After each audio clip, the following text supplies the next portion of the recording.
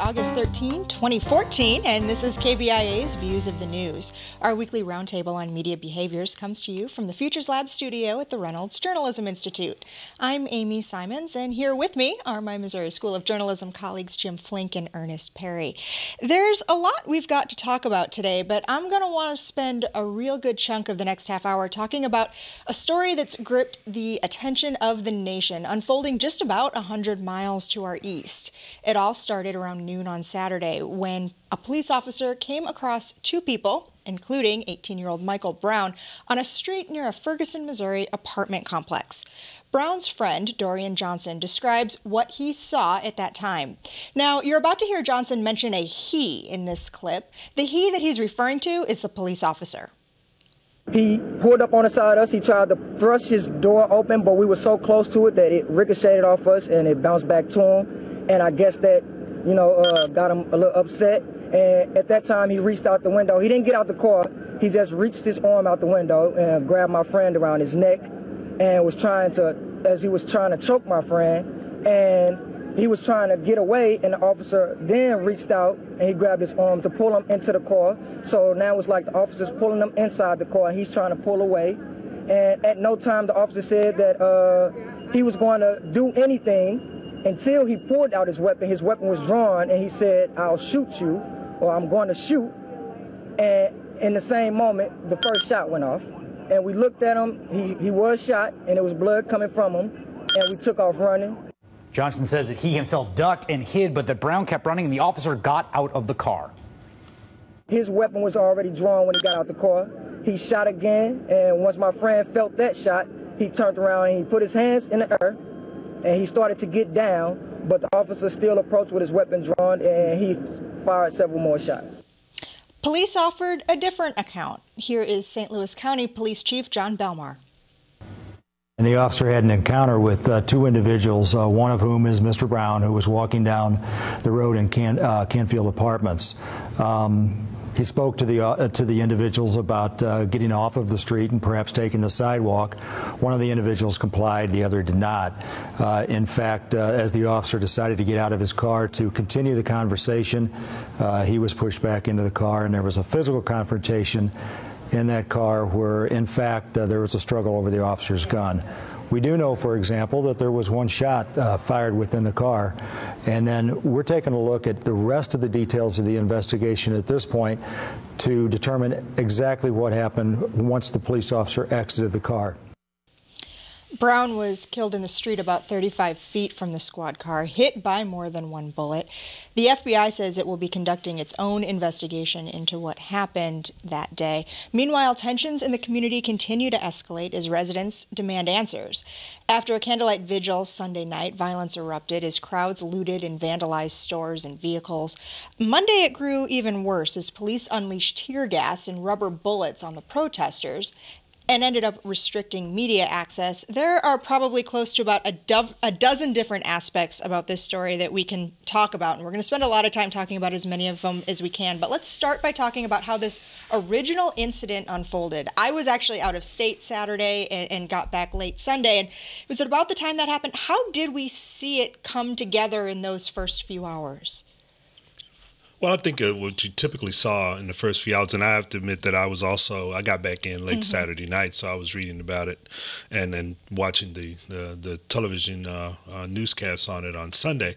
And I think what you saw initially was basically the way in which we cover all incidents like this. A police officer has shot someone, what's the particulars about it? But I think this thing sort of grew very quickly because of what you've seen with Trayvon Martin and several of the other shootings into what you see right now. And I think that the one of the different takes that you see on this is the fact that the police and law enforcement have sort of said, we're going to be very careful about how we're going to release information, including the officer's name and any other pertinent information. Which, as of the time we're recording this program, still has not been released. Exactly. And then on the other side, what you're seeing is a full-out blitz in terms of the family and those supporters about the way in which they see it. Now, the offshoot of all of this is the violence that took place. And part of that is because you see some people taking opportunity to to loot and destroy and do some other things, but I also think you see the frustration in the community about what happened. And that's where I think the media is having a difficult time in trying to provide news and information in a contextual way that people can really understand what's going on. I can tell you that having been in a television newsroom in particular for 20 years, if you hear officer-involved shooting, that is, in a newsroom, that is code for just about all hands on deck. I mean, that kind of coming across scanner traffic means you're going to deploy additional resources. Add to that, as Ernest mentioned, a very caustic, very dynamic environment in which this happened, and immediately this goes to, I mean, this is a flashpoint. This goes from being a story where there are all sorts of journalists that are on the ground, depending on the time of day that it happens, and as you go into the night, the dynamic changes. I've been talking with Ryan Schuessler, a former student who's been on the ground covering it for Al Jazeera America. He's been there primarily during the day, but when you talk to reporters who cover this kind of an event during the day versus covering it at night, there are two very different kinds of dynamics that go, and it's almost Jekyll and Hyde. The escalation of emotion, of the characters, the people who are involved in the activity, all that changes. And that's what's been happening in a 24/7 cycle now since this incident began, is that it is growing and it is receding, but not receding that much, but it is a very dynamic and very dangerous and changing circumstance. And we're going to talk a little bit more later in the half hour about some of those issues that come in when safety comes into play with the differences between developments during the day and at night. Framing this story is really key. There are different ways this could be set up, and I want to ask you, how do you keep from having it become a sensational story? That's the difficult part. I mean, when you have an officer-involved shooting, it automatically jumps to sensationalism. When you have an officer-involved shooting of an unarmed man, it grows even more. And in this case, an unarmed teen, 2 days away from starting college. 2 days away from starting college, and he's an African American. After all of the other incidents that we've had, race begins to play a huge role in this. Then you also bring in the dynamic of a police force that's majority white, that is supposed to be there and protect and serve a community that is majority African American. It's very difficult for this not to become sensational, but one of the things that you can try to do is to provide some context to each and every story. And in today's visual media environment, it's very important to do that. And one of the things that I've seen throughout this coverage so far is a lack of context on the part of the visuals that are coming out of Ferguson, Missouri right now. I totally agree with that. And I think, if anything, too many journalists aren't trying hard enough to walk the very line that you're talking about, Ernest. I mean, I think the problem in today's media-rich environment is that there becomes a question of judgment. There becomes a question of temperance. There becomes a question of when the situation is already sensational enough, as this one is, now you need to ratchet it back in order to do exactly what Ernest is talking about, which is to provide the very context that is needed in this situation to keep it from boiling over again and again. And in the coverage that I saw, I'm both encouraged and discouraged. There are so many voices that are weighing in on this, and I know we'll talk about this a little bit more, but you have professional journalists, you have people who should be professional who aren't acting very professionally as journalists, then you have all sorts of citizen journalists, you have all sorts of components here. That's a good thing, but it can also be a bad thing, because the wrong thing said on the wrong venue in the wrong way at the wrong time can then reignite the whole thing again. And then the other part that especially everyone in the media who's covering this, and I'm talking about the professional media, needs to understand is that you have a lot of dynamics running throughout this, and you have a lot of individuals and groups involved, and they all have an agenda, and those agendas are competing. And as the media, as the professional media, we're supposed to sort of analyze that information and present it to the public in a way in which they can understand it, not in a way that sort of plays off of what one side of the agenda wants to have against the other. Do you think one of the reasons we're not seeing that yet, maybe not getting that 30,000-foot view, is because it's all still happening so rapidly that no one's taken the time to put it into context yet? They're still so busy running after what's going on in the moment. that maybe there hasn't been the time to think about that? I think some of it is out there. I mean, you look at the Post-Dispatch coverage, and it is layered and it is contextual. And you look at some of the television stations that are covering it, and you look at some of the national outlets. So I do think that there is some context. Some of the very things that Earnest mentioned in his opening comments about, the number of white police officers. These things all add context and understanding to the situation that at least help us to understand how did we get here. Outside of the incident, which may be very incident specific, how did we get here? And so I think there is some of that. I do think that what you're saying about the fact that it continues to go on, those images continue to be the thing that rises to the top in terms of what's being consumed. And I also think that, yes, you are starting to see those contextual stories, but the context and the words and the phrases that reporters are using, that's all well and good. It's the images and the visuals that they're using. Oftentimes, the visuals don't match the context that they're actually talking about. When you're actually talking about the disparity between the number of white officers as opposed to the population in Ferguson, but then the images that are coming across are of white officers pointing guns at black individuals, then you've got a disparity there. Jim, I want you to talk for a second. I had seen that you had posted on social media today that you were somewhat disappointed in seeing the use of the word frenzy by the St. Louis Post-Dispatch in a headline. And I was wondering if you could talk a little bit more about why that word choice bothered you, as we're talking a little bit about some of that. Well, because I think it's almost flippant to use that particular term. Frenzy, I think in at least in my understanding of the word, and maybe in the way that I've used it in my own life, is one of those. First of all, it has multiple meanings, but second of all, I don't think that it goes to the core issue, and so it may be an issue. It's like clickbait, It's one of those things that I think grabs people's attention, but I don't think it's contextual at all. And so I think too often we are using words haphazardly, words that we don't necessarily think matter. And I think sometimes we're placing those in print, in headlines, and maybe it's to grab the attention of someone. But I thought that was a little bit irreverent of a term to use in describing this situation. A frenzy, I don't think it's apt. Okay. Well, we also were talking a little bit ago about the differences of what's going on during the day and at night, how people are reacting, which begs the question, how does a newsroom keep its employees safe while covering this story? St. Louis Post-Dispatch photographer David Carson took a memorable photo of a man leaping from the looted Quick Trip gas station with an armload of wine bottles the other night. Carson says he heard someone say, "Get him, kick his ass," before he could run to safety. Someone hit him on the back of the head. Some TV crews retreated. Some of them ended up leaving voluntarily, others at the insistence of police.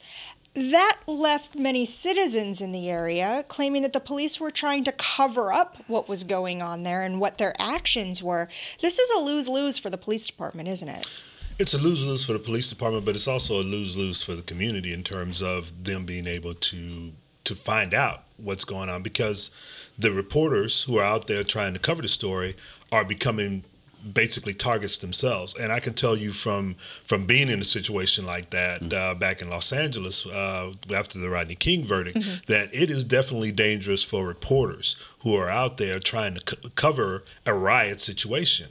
And I'm just going to be honest about it. The fact that I'm an African American actually not only helped me, but it also helped my photographer, who was white, in certain situations in which they were going after him, and I was able to basically stop them from hurting him. So in that respect, it is dangerous when reporters go out there and try to cover this. Now the police, they're trying to protect who they deem to be innocents, and in that case, it would be the photographers and the reporters, and they're trying to get them out of harm's way. So I think it's not fair to the police department to say, "Hey, wait a minute, we're going to charge you with trying to cover it up because you told the reporters to stay out." I think it's a double-edged sword there. Very similar situation I had to what Earnest is talking about, and to this situation in Kansas City about 15, 20 years ago. Very similar dynamic.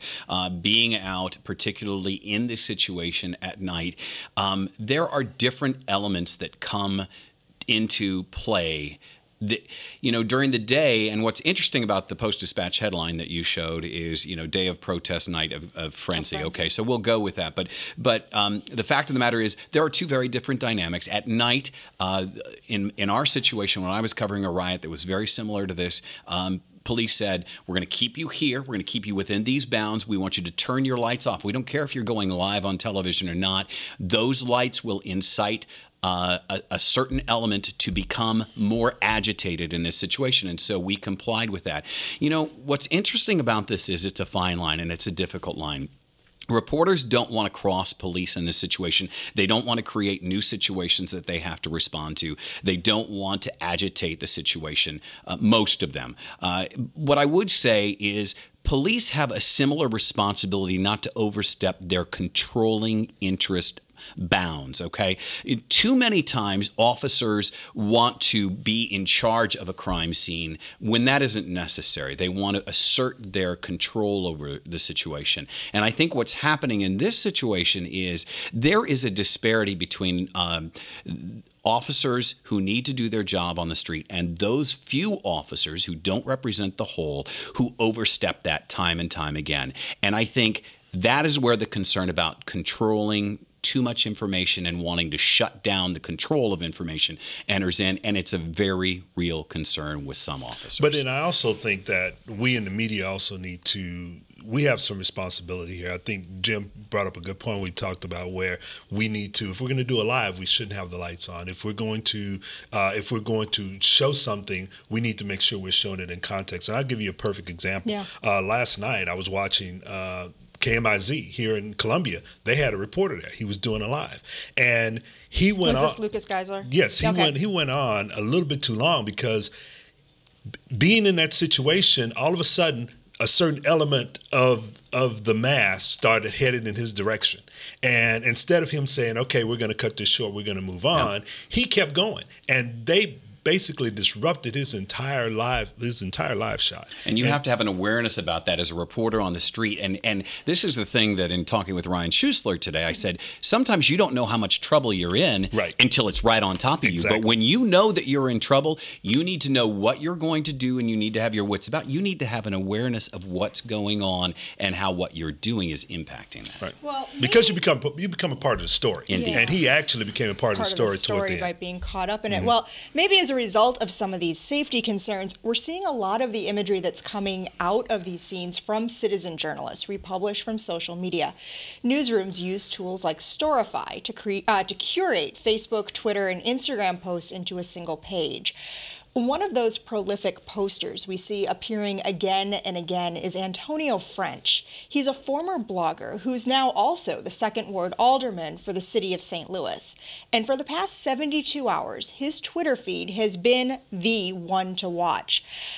The kind of access we're seeing here through just bystanders' mobile devices, that's where the really powerful stuff is coming from. Well, and you said the right word, access. I mean, the thing that's happening with Antonio French is that he's having access where either professional journalists don't dare go or where they're not allowed to go. And so he is bringing a part of the story that no one else is sharing. Now, I will say this because I spent a good deal of time on his Twitter feed today. I mean, I think the great thing about this is more voices really being heard and resonating in the marketplace and adding value to the conversation and context. The negative side sometimes is the very thing that we talked about earlier, which is that journalistic sort of seasoned sort of idea of, okay, what do I include here? What don't I include here? Not that it doesn't all have value, but that I think sometimes you have to say, am I being played here? Am I being utilized here in a way that is irresponsible? And I saw a couple of elements there where I thought, well, I would like more context here. I would like to know if this person is really telling me the straight scoop. Yeah, and part of it is that when you have that sort of element in there, and I've taken a look at this page as well, you have an agenda, and you're setting a tone. And that tone. He has a political agenda as much as anything else as a member of the city council, yes, even if not in Ferguson, in St. Louis, which is still St. Louis County. Yes, he does. Now, I would give him credit that he has been upfront about where his agenda lies and what he's trying to do.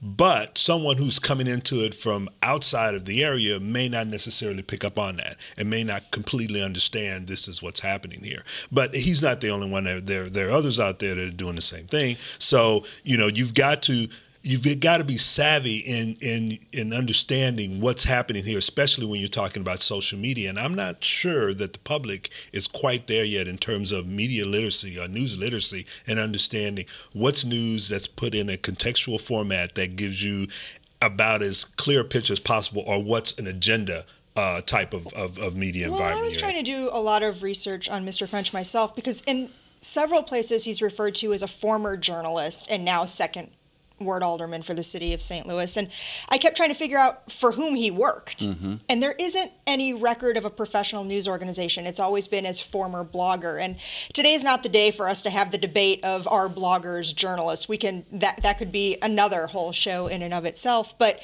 that context and that filtering that comes through is a trained journalist who's had to adhere to ethical codes that we have, say, through the Society of Professional Journalists, that we teach here through the Journalist's Creed. It does bring some of that into question. I think it does. I think it does, but you also have to remember that when you're talking about a situation like this, he comes at it from a perspective that a lot of journalists don't have. He brings himself into it.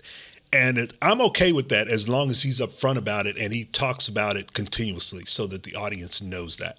Because I think one of the things that really hinders us as journalists is that we aren't upfront about our own biases and tendencies in our stories. And then we are, and quite often, we're chastised for it because we don't do it.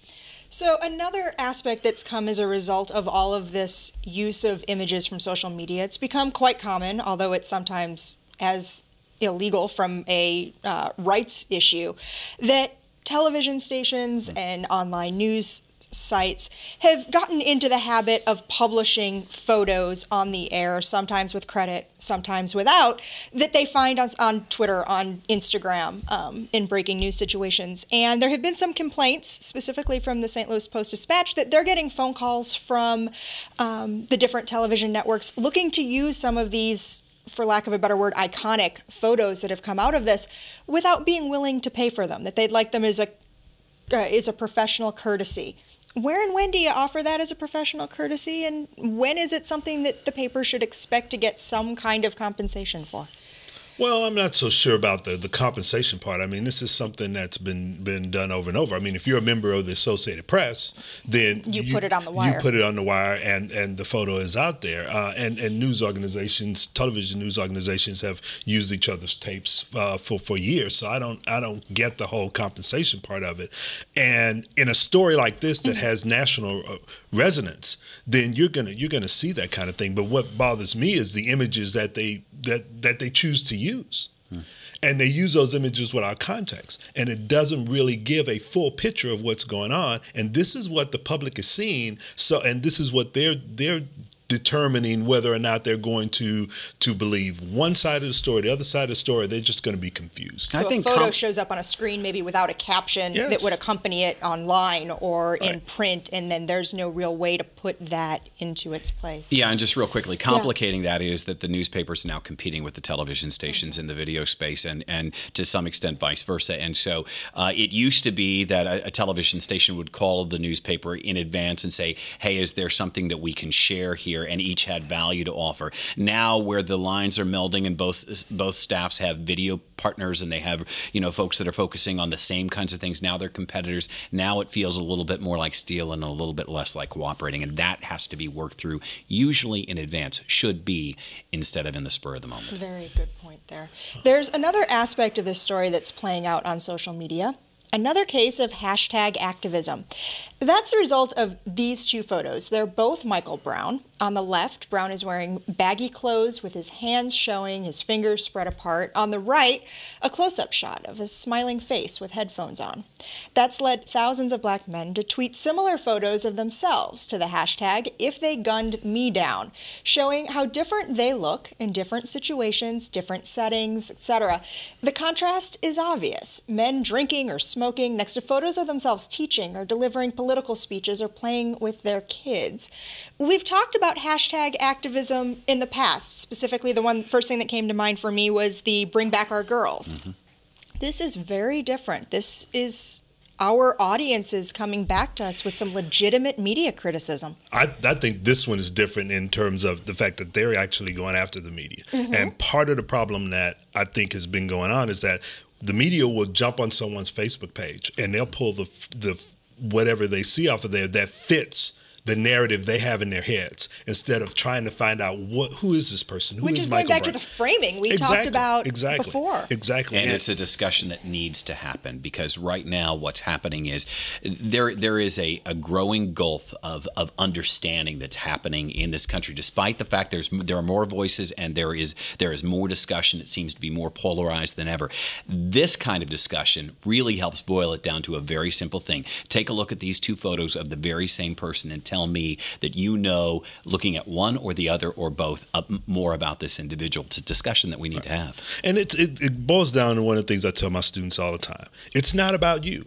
The story is about the person, and you need to find out about that person and which one of those photos actually matches him and his story and his life and his lived experience, as opposed to what you think it should be based on stereotypes and information that you don't have. And on that point, there's an article that's on our Links blog written by Kyra Kyles that was published on Tuesday in Jet, saying that maybe before we do, to build on that conversation, that we should be looking at who the person is as a whole, that we don't necessarily need to glorify everybody in death. Just because a family member has a certain perception of someone doesn't necessarily mean that is always the case. At the same time, she couched that argument by saying, let's not have more people be shot down, gunned down, and die to be able to prove whether or not the theory holds true. What this does, unfortunately, is it tries to justify two very simplistic talking points. Either you are this person or you are that person, right, when we are all, in fact, very complex people. It takes the complexity out of the story. Thank you very much. And that's one of the things that needs to be in there. But what happens is, taking the complexity out makes it easier to have these very polarized talking points, and that is a lack of reason, a lack of understanding, and a lack of seeking of the truth. Okay. Well, we're just about out of time for today's program. I'd like to thank you for spending the last half hour with us. There's a lot more that we were hoping we'd be able to talk about today, including the untimely death of actor-comedian Robin Williams and issues related to diversity in American newsrooms.